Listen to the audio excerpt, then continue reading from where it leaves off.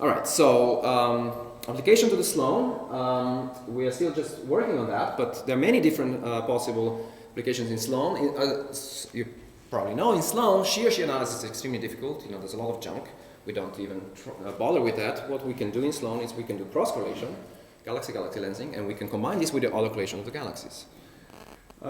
In terms of lenses, we have several different choices. We can use spectroscopic galaxies, the main sample, there's about 1 million of those. We can use luminous red galaxies, about 100,000 of those. We can use max BCG clusters, about 10,000. And we can also even use photometric redshift galaxies. Because nowadays we have reasonably good photometric redshifts that we can split in the lenses and the sources. In terms of sources, we have tens of millions of galaxies that are our background sources. All right, so I don't have time to go through various systematics tests, but here's just one example that Rachel Mandelbaum and Alexei Laut have done. Comparison between the Cosmos data and the Sloan data, and the bottom line is there's a good correlation between them with no evidence for any systematic offset or anything like that. This code has also been tested on step 2. Seems to give relatively unbiased answers. One big problem is photoz's. As we all know, photoz's are always a problem. Luckily, at least in Sloan, we do have spectroscopically complete samples to the same depth. In fact, by now we have several of these. We have Z-Cosmos, VVDS, EGS, and we have several Primus fields now that we have just received. And we can basically get these lensing bias calibrations. And here are various examples. They kind of agree with each other, but when I say they are complete, they're actually not complete. EGS has a gap between redshift 0.3 to 0.4. They all have some gaps. Anyway, so the bottom line is we can calibrate our this sigma crit using this spectroscopic complete samples. So we think we have this thing under control. So the first application of that method to the data, again, this is very preliminary, but just gives you an idea. Here we have 3 different types of galaxies: L star, L4 is what we call L star, and Milky Way galaxies, 1 magnitude above and 1 magnitude below. You can clearly see that clustering amplitude scales with luminosity. Not surprisingly, they live in more massive halos the brighter galaxies. So this is the autocorrelation analysis here. It has very small errors because we have so many galaxies. This is the lensing analysis, the galaxy-galaxy lensing analysis around the same objects. And you can see there's a hint of the same scaling as well, right? So now if you do this method that I've shown you before, you do the reconstruction, you find that all 3 samples give you the same dark matter clustering. All right? So even though they had very different biases, the reconstruction of the dark matter gives you the same answer as it should. Another application of this is to Sloan luminous red galaxies, where we have the galaxy-galaxy lensing signal shown here, and the autocorrelation analysis shown here. The solid lines are actually our simulations. We have done HOD modeling just to show that we can actually reproduce within the simulations this data. But of course, the idea here is now to combine this and this. So this is this observed clustering converted into this upsilon statistic. As you can see, it has large errors on small scales because we have to subtract that number. But then on large scales, it has about the same errors.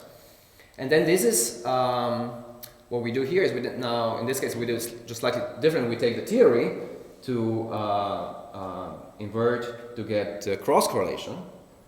Assuming we know the theory, in this case sigma 8 of 0.8, using this upsilon GG, using the cross correlation coefficient, we get this. You can see the theoretical prediction for sigma 8 of 0.8 agrees well with the data. Right? So basically, the bottom line from this is that sigma 8 of 0.8 is about right. Okay, so let me switch to the second topic, which is the cluster abundance analysis. Because this is basically in the same mold, right? Again, you're looking at the signal around these halos, in this case more massive halos, and you try to learn something about cosmology. Well, you've probably heard about this already in this conference, that cluster abundance is a very sensitive probe of cosmology, that there's a sigma 8 dependence in the abundance, and so on and so forth. So what is necessary for cluster? And here I'll be applying it to Sloan data. Now in Sloan data, the clusters look, pretty unconvincing. They look something like this. These are max BCG clusters.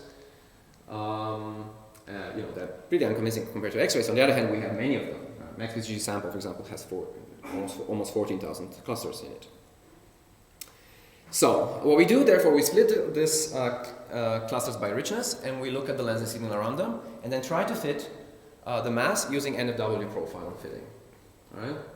Again, using that epsilon statistic in order to remove the small scales, because we think on small scales we have problems because we don't know the centers of the clusters and stuff, and also baryonic effects that enter and so on. And so what we find is, for example, that when we take the full, 2/3 of the sample with number density of 2 times 10 to the minus 5, the mean mass is about 2 times 10 to the 14. If you go to orders of magnitude lower in density, number density, so we take just the most massive several, few dozens of clusters, then we get the mean mass of about 8 times 10 to the 14. And we also split it by redshift. All right, so then lensing provides a very accurate calibration of the mass of the cluster. Now, this is, however, not all one needs for the cluster. There's another problem which has to do with the scatter. What is the scatter between the observable and halo mass? The reason why scatter matters is because if you think about it, let's say you think first that you have all the most massive clusters at a given abundance. That will maximize your lensing signal. If you have scatter, what scatter does, it will bring in lower mass halos into your sample. That's all you can do, right? So you will lower your signal, lensing signal. And so scatter, and that can be, however, mistaken by having a lower sigma 8, right? So scatter will always just lower the signal, and so if you don't account for it, then basically you can overestimate your sigma 8. So we have some estimates of the scatter from external data from X-ray analysis. This is Uros analysis, and the typical prediction is that the scatter is somewhere around 0.4, maybe up to 0.6 or 0.7, something like that. So we can put that in, and then we get cosmologic constraints from this, and we get something like this. Now this banana, this is this typical kind of banana in sigma 8 omega matter plane. As you can see, it's pretty broad, this banana. Our result is something like this. There's a Roswell analysis which actually gives a very similar answer. And you might think that this is not particularly interesting, given that we have such tight constraints from WMAP. Well, that's true for standard vanilla model where you have 5 parameters. On the other hand, if you throw in other cosmological parameters, for example neutrino mass, then the cluster abundance becomes crucial. Because we know that neutrinos, for example, suppress the clustering amplitude of dark matter depending on the neutrino mass. For example, if you have 3 families of 0.3 electron volts each, the suppression is about 50% in the matter power spectrum. So that will basically just reduce the sigma 8 enormously, right? So in this case, it would reduce the sigma 8 by 30%, right? Square root of 0.5. So therefore, the cluster, sigma 8 at low redshifts, which is something that lensing measures and also cluster abundance, is a powerful probe of neutrino mass.